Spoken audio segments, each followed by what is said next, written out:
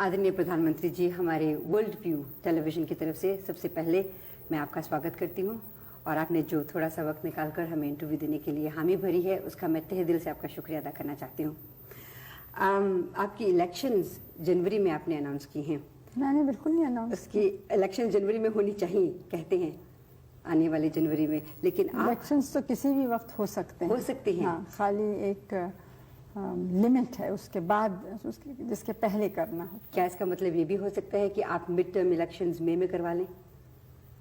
आप देखिए, इस पे हमने सोचा ही नहीं है तो इसका क्या जवाब दे सकते। हो सकता है मौसम आपको पसंद आए मई का और हो सकता है आप इलेक्शंस करवाएं, नहीं कोई सोचा? कारण तो नहीं है उसके लिए। लेकिन you famous for springing up mid term कभी भी इलेक्शंस अभी तक नहीं हुआ।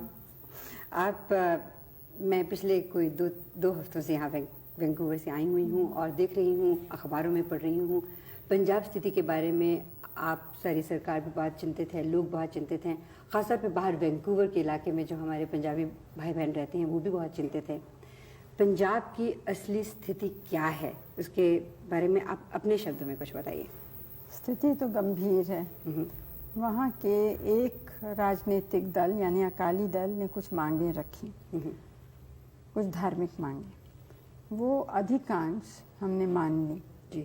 कुछ ऐसी थी जो हमें लगा कि हम नहीं मान सकते हैं, लेकिन ऐसा भी हमें लगा कि वो समझ गए उस बात को। एक मांग ऐसी थी जो हमसे संबंधित इतनी नहीं थी और वो दूसरे कुछ राज्य हैं भारत के, वहाँ के और वहाँ के गुरुद्वारों के जैसे अपनी कमिटीज़ या बोर्ड्स हैं उनका था। तो उस पर हमने कहा कि हमें कुछ ख़ास एतराज़ नहीं है, लेकिन इन सब लोगों से बात करना होगा, स्टेट के क्या नियम हैं और ये सब देखना होगा। उसके बाद कुछ दूसरी मांगे राजनीतिक समझ सकते हैं या जो भी पानी पर, ज़मीन पर, अब वो दूसरे राज्यों से संबंधित हैं जो आसपास के पड़ोस के राज्य हैं। तो जब तक वो भी राज़ी नहीं होंगे तब तक हम तो कुछ कह नहीं सकते। 2 दफ़े ऐसा एक अवार्ड या निर्णय हम दे चुके हैं। अच्छा। अब वो माना नहीं गया। अच्छा। तो अकेले फिर से दें तो उसका कुछ उससे चीज़ सुलझेगी कि नहीं, ये कह नहीं सकते। हमें लगता है कि कुछ इस समय कुछ एक्सट्रीमिस्ट वहाँ पे ज़ोर पकड़ गए हैं, ख़ासतौर से नौजवान कुछ। और जैसे आपने अखबार में देखा होगा, वो मोटरसाइकिल पे जाके या किसी तरह से बहुत लोगों की को मार रहे हैं, हत्याएं हो रही हैं, हत्या हो रही है। यहाँ बाहर के जो थोड़ा उसमें कुछ फंडामेंटलिज्म भी है, क्योंकि हत्या ज़्यादातर सिखों की ही सिख कर रहे हैं, मतलब अकाली लोग। अब जैसे जो एक आज के अखबार में आया या कल शायद आया था कि एक सिख अखबार वाला है, अकाली नहीं है, दूसरी हमारी पार्टी का भी नहीं है, विरोधी दल का है, लेकिन उसकी दाढ़ी नहीं है। वो मोटरसाइकिल पे अपने भाई के संग जा रहा था, भाई की दाढ़ी है, तो वहाँ उसको पकड़ा कि तुम गद्दार हो और उसको गोली से मार डाला। हालांकि वो सिख है, वो सिख ज़्यादातर हैं, दूसरे भी हैं। जैसे अब हमारे यहाँ तो हरि धर्म में कई सेक्ट्स हो जाते हैं, बिल्कुल हो जाती हैं। तो अब निरंकारीज हैं कुछ, वो सिख तो पक्के हैं, लेकिन सिख होने के ऊपर वो उनकी ऐसी एक संस्था है जिसमें दूसरे लोग भी हैं, हिंदू, मुस्लिम, ईसाई, जो हर एक अपने धर्म का पालन करता है, लेकिन ये लोग संग मिलते हैं। आप उसको कह सकते हैं नेशनल इंटीग्रेशन की भावना से, या ये कि मिल के मेडिटेशन करते हैं, ऐसी प्रार्थनाएं करते हैं जिसमें सब जुड़ सकें। इसके मायने नहीं कि अपना धर्म छोड़ा, लेकिन अपना धर्म भी है और उसके ऊपर कुछ चीज़ है जो दूसरों को से मिल के कर सकते हैं। आपको ये भी मालूम है कि हमारे देश में कोई किसी भी धर्म का हो, वो दूसरों का आदर करता है। बिल्कुल करता है। जैसे गुरुद्वारों में बहुत से हिंदू जाते हैं,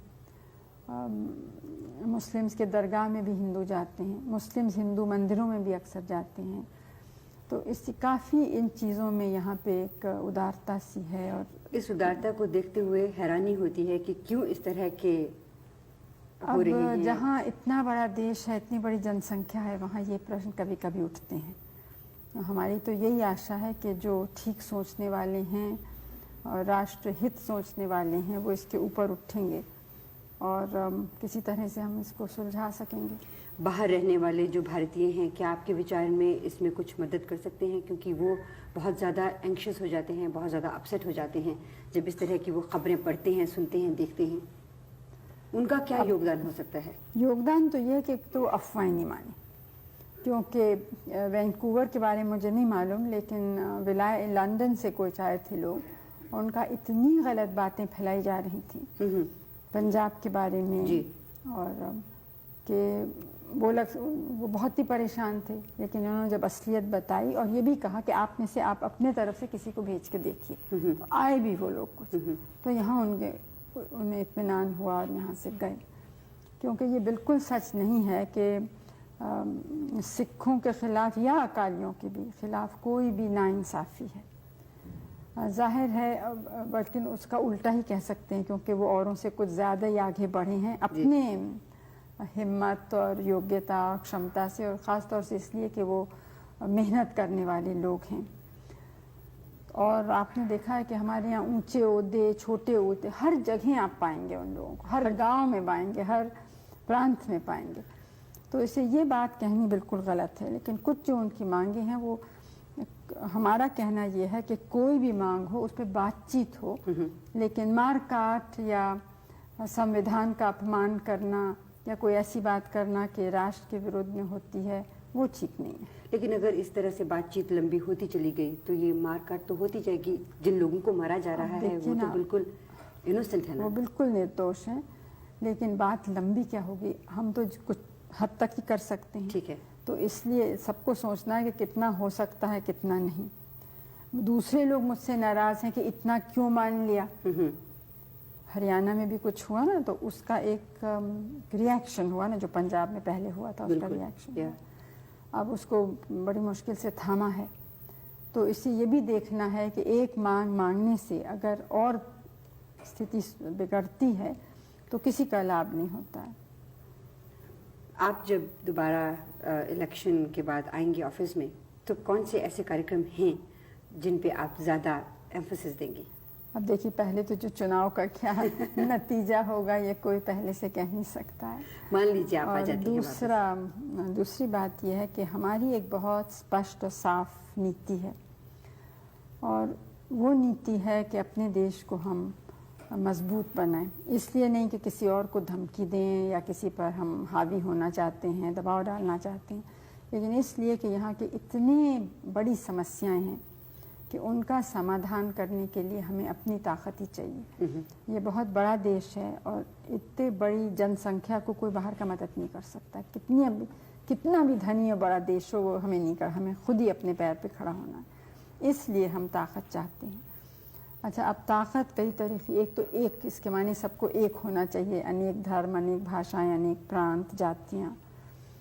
दूसरे ये कि गरीबी हटानी है, क्योंकि गरीबी एक तो वैसे भी दुख और शर्म की बात है, मानवता का प्रश्न है, लेकिन संग संग एक देश को कमज़ोर करने की चीज़ है। बिल्कुल। क्योंकि जो गरीब हैं वो अपनी ताकत या योग्यता देश के सेवा में नहीं डाल सकते। तो मुख्य काम तो हमारा ये है, देश को मजबूत बनाना और गरीबी दूर करनी। असल में तो मजबूत बनाना है ना, क्या जिसमें आज़ादी को हम अपने रख सकें। उसके लिए हमें सांप्रदायिकता भी हटानी है, अंधविश्वास भी हटाना है, गरीबी हटानी है, और गरीबी हटाने के लिए उत्पादन बढ़ाना है। तो और हमारे जो लोग रहते हैं उनको देखना है कि उनकी जो आवश्यक वस्तुएं हैं, चाहे खाना, कपड़ा, घर, शिक्षा, स्वास्थ्य का प्रबंध, ये सब चीज़ें मिलें। तो इस नीति के बाहर तो जा ही नहीं सकते हैं। बिल्कुल, इसी को हमें करना है। तो साथ साथ क्योंकि हम मानते हैं कि अगर दुनिया में कुछ गड़बड़ हो, यानी विश्व युद्ध हो, तो उसका भारी प्रभाव हम पर पड़ेगा।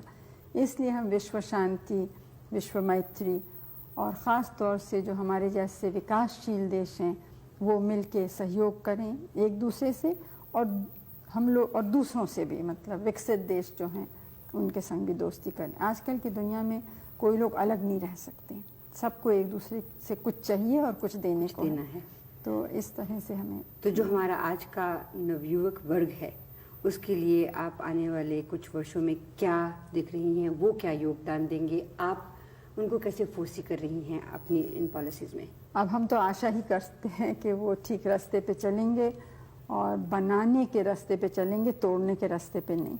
उम्मीद यही है। उम्मीद यही है और हमारी सौभाग्य है कि भारत की जनता जो है उसका दिल बहुत मजबूत है और सहन शक्ति भी है। और यहाँ बहुत नौजवान हमारे बहुत बड़े बड़े साइंटिस्ट, वैज्ञानिक बने हैं, इंजीनियर, डॉक्टर इत्यादि, जो आपके मुल्क और दूसरे देशों में गए हैं जी। तो हम तो चाहते हैं कि वैसे बहुत और हैं यहाँ पे, तो सब लोग मिल के काम करेंगे तो ज़रूर एक नया भारत बन सकेगा। और उम्मीद करते हैं कि वो बहुत ही सुखद भारत होगा। राजीव जी इसमें क्या रोल अदा करेंगे जब आप दोबारा इलेक्शन जीत के आएंगे? अभी तो मुझे क्या मालूम है, वो तो देखेंगे वो क्या करना चाहते हैं। आप और उनको स्थिति कैबिनेट में कैसी लाएंगे है। तो सही। अब देखिए, मुझे तो पता ही नहीं मैं कैबिनेट बनाऊंगी कि नहीं बनाऊंगी। आप तो बहुत आगे कूद रही हैं। एक कदम हमेशा आगे रहना अच्छा रहता है। उससे क्या होता है कि आप प्लान कर सकते हैं अच्छी तरह से। मैं दूरदर्शन के बारे में 2-3 सवाल पूछना चाह रही थी। हम कनाडा में प्रोग्राम जो करते हैं, अक्सर हम चाहते हैं कि भारत की सभ्यता को वहाँ पर हम ज़्यादा प्रकाशित कर सकें, हमारे जो बच्चे हैं वो भी उस सभ्यता से कुछ सीख सकें, कुछ जानें। लेकिन अक्सर हम देखते हैं कि आपके यहाँ भारत में टेलीविज़न इतना स्ट्रॉन्ग टूल है, उसे अच्छी तरह से इस्तेमाल नहीं किया जा रहा। मैंने कल राष्ट्रपति जी के जो संवाद था उसमें सुना कि जो सैटेलाइट्स हैं उनके ज़रिए 70% लोगों तक प्रोग्राम पहुंचेंगे, लेकिन उन प्रोग्रामों का स्तर ऊंचा करना भी शायद उनके लिए बहुत ज़रूरी है, क्योंकि हम जब बाहर प्रोग्राम वो देखते हैं तो कुछ इस तरह के प्रोग्राम नहीं लगते कि उन्हें लेके बाहर दिखाया जा सके। हम कोशिश तो कर रहे हैं उनको सुधारने की। हमारे लिए तो एक नई चीज़ है और है ज़रूर एक बहुत प्रभावशील, जी। लेकिन उतना यहाँ इसका प्रभाव नहीं है जितने जैसे अमेरिका में है। क्योंकि अमेरिका में आप कोई भी प्रोग्राम देखिए उसमें हमेशा ये बात होगी वी अमेरिकन, वी कनेडियंस, इस तरह की कोई चीज़। हमारे यहाँ पे इस तरह के प्रोग्राम मैंने देखे नहीं अभी तक कोई भी। नहीं, ये सच है, लेकिन देखिए आप उन देशों में जो राष्ट्रीयता की, मैं ये नहीं कह रही हूँ कि यहाँ कम है, लेकिन ये क्या आश्चर्यजनक नहीं है कि इतने बरस हो गए लेकिन यहाँ के किसी फिल्म बनाने वाले ने ये सोचा भी नहीं कि हमारे राष्ट्रीय आंदोलन पर फिल्म बनाए या राष्ट्रीय नेता पे बनाए। बहुत से लोग शिकायत करते हैं कि गांधी फिल्म बाहर वाले ने क्यों बनाया, लेकिन यहाँ वाले ने किसी ने कभी कहा ही नहीं बनाने को। और कुछ थोड़ा बहुत हमने जब कोशिश भी की तो किसी ने ज़रा भी उसमें रुचि या दिलचस्पी नहीं दिखाई। इसका कारण क्या है? अब ये मुझे तो मालूम नहीं, तो वो फिल्म वालों से आप पूछ सकते हैं। मैं आखिरी सवाल आपसे एक बार फिर से पंजाब के बारे में करना चाहती हूँ। अक्सर हम अखबारों में पढ़ते हैं, ख़ासतौर पर जब हम बाहर के मुल्कों में रहते हैं, तो जैसा आपने पहले भी कहा, अफवाहें वहाँ पे बहुत ज़्यादा फैल जाती हैं और उनको अफवाहें ले लीजिए या सचमुच वो सही घटनाएं हैं कि इनमें बाहर के देशों का बहुत बड़ा हाथ है कि भारत की जो एकता है वो टूटे, पंजाब एक अलग प्रांत बने, ताकि जो बाहर के इंटरेस्टेड पार्टीज़ हैं वो आके भारत को तंग करें या उसकी प्रगति में रोड़ा अटकाएं। ये कहाँ तक सही है? नहीं, प्रगति में तो कोई रोड़ा शायद नहीं डालना चाहता है, लेकिन ये सच है कि कुछ ऐसे तबके बाहर हैं जो चाहते हैं कि भारत की जो स्वतंत्र नीति है ना उतनी स्वतंत्र न रहे। जो वो लोग चाहते हैं वैसा हम करें, उस रास्ते पे चलें। तो ऐसे लोग तो हमेशा कुछ दखल देते ही रहते हैं। अब पंजाब में कहाँ तक दखल है ये कहना मुश्किल है, लेकिन ये आपने भी देखा होगा कि ऐसे जो कुछ ऐसा मूवमेंट एक चला है, आंदोलन, उसके ज़्यादातर दफ्तर और ये सब चीज़ें सब बाहर हैं, बाहर के देशों में। शायद कनाडा में भी है, कुछ यूरोप के 2-3 देशों में है। प्रधानमंत्री जी, मैं आपका तहे दिल से शुक्रिया अदा करती हूँ कि आपने अपने बहुत ही बिजी वक्त में से हमारे कुछ चुपते हुए सवालों का भी जवाब दिया। वैंकूवर की सभी जनता की तरफ से, वर्ल्ड व्यू टेलीविज़न की तरफ से बहुत बहुत शुक्रिया। और मैं कामना करती हूँ कि ये जो आने वाला वर्ष है और बहुत से आने वाले वर्ष भारत के लिए बहुत सुखद वर्ष हों। और आपको मुबारकबाद भी देना चाहती हूँ क्योंकि आपको नोबेल प्राइज़ के लिए नॉमिनेट किया गया है। मेरे तरफ से वैंकूवर के रहने वाले हमारे सब मित्रों को मेरी शुभकामनाएं। शुक्रिया।